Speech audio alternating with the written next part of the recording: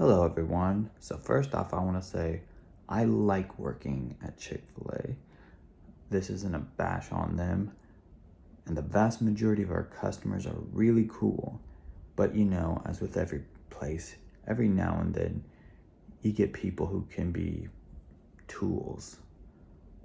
I won't use the common moniker for what you would call that because it's my mom's name, but yeah, they can be tools sometimes.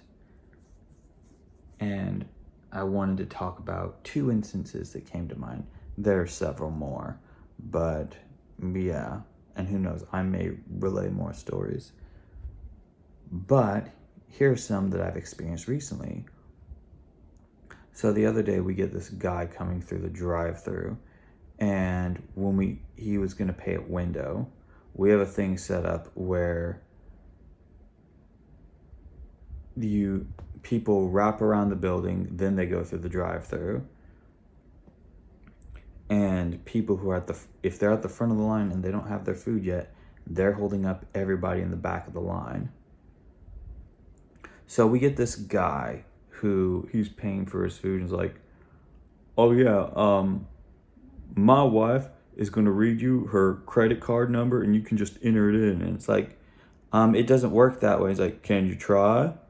And we're like, "Sir, we've tried to do this before. We do not have an interface for it." Trying to communicate that there is no setup on our computer for entering in a person's number. And he just keeps going, "Can you try?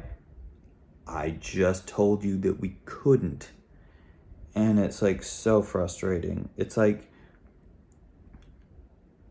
luckily there was another customer who, I don't know if it was generosity or irritation, but they paid for the guy's meal just so we could keep the line going, thank God. It's just like, dude,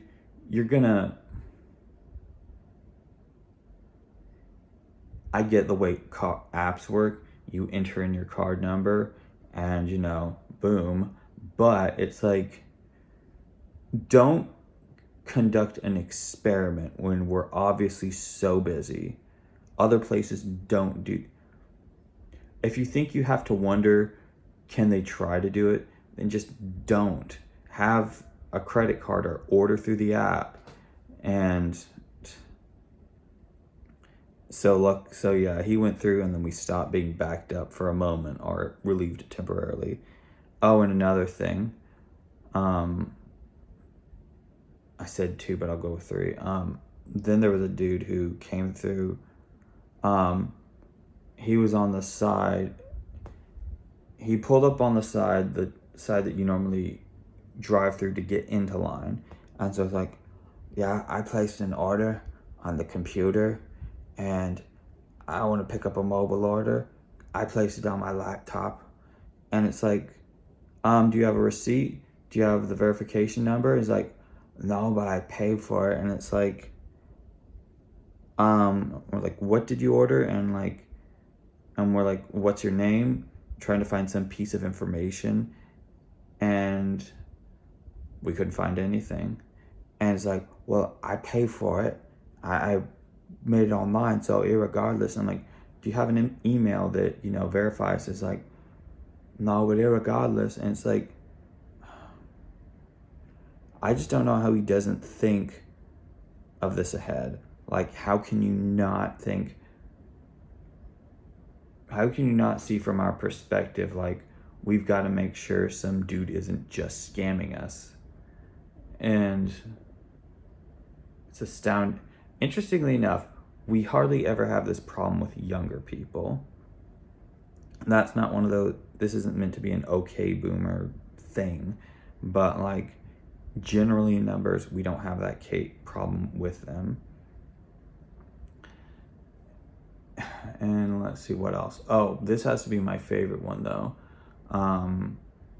One time we get this truck and it's at the end of the line, or it's at the front of the line. And so they decide to play detective with their meal. Now, if we get something wrong, that's on us.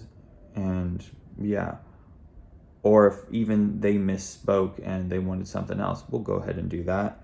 But this person, well, him and his wife, they're in this big giant white truck, and they, like I said, they're playing detective, going through their items, and they're like there for what feels like 20 minutes. Like, they're saying, oh, this is wrong. Like, it wasn't a thing of we got it wrong. They were being so nitpicky. Like, these aren't as warm as the last time. These fries aren't as warm as the last time I got them. Or I don't like the way this cheese looks. Like asinine stuff like that we kept trying to, get fixed. And we wanted to say, like, we'll be happy to do this, change things for you, but we need y'all to park so we can keep the line moving. Like, no, we don't want to be forgotten. And so finally we have to lift the dividers that are, keeping it one lane and let people go around them. And just the worst. Oh, also, funny thing. So the other day, I'm at work. It's getting to closing, and this guy, whatever, he pulls up, him and his son, and he's saying, the guy at the front couldn't make this request. I want to speak with the franchisee. And this dude didn't articulate what it was he wanted to have done. And I couldn't hear him because he slurred his speech a bit. And so he's like, I need to spit. And he's like raising his voice, saying the same thing. I was like, geez, you're being kind of aggressive. But anyway, what happens next? He just hands us like a printed out mobile order. So I'm like, oh, does he have a mobile order or something that he was trying to confirm?